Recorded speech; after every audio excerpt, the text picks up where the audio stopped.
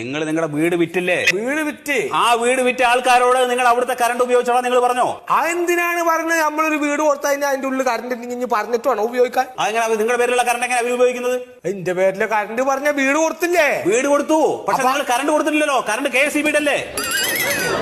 ഭർത്താനെ വീട് കൊടുക്കും, പിന്നെ ഇനി അതിന്റെ ഇട കൂടെ കറണ്ട് എന്ന് പറഞ്ഞിട്ട് വേറെ കൊടുക്കും ഒരാൾക്കാര്.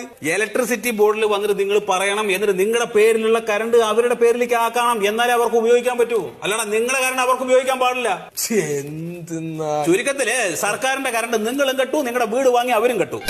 കട്ടൂന്ന് പറയുമ്പോഴാണ് മനസ്സിൽ എന്താ സാറപ്പത് കട്ടെടുത്തോണ്ട് വല്ല തേങ്ങ മാങ്ങയാണ് കറണ്ട്. നിങ്ങളുടെ വീട്ടിലെ ടൈൽ ഒട്ടിച്ചോ? ടൈലൊട്ടിച്ച ഒന്നും പറയണ്ട പൊന്നാര സാറൊക്കെ ലാഭത്തിന് കുറച്ച് ടൈല് കിട്ടി. അത് അങ്ങോട്ട് നിരത്തി ഞാൻ അങ്ങോട്ട് ഒട്ടിച്ച് ബാക്കി ഉണ്ടായിരുന്ന പുതിയ വീട്ടുകാർക്കും കൊടുത്ത്. എന്റെ സുഹൃത്തെ, ഇലക്ട്രിസിറ്റി നിയമപ്രകാരം അധിക കറണ്ട് ഉപയോഗിച്ചതിന് നിങ്ങൾ 20,000 രൂപ ഇവിടെ അടയ്ക്കണം.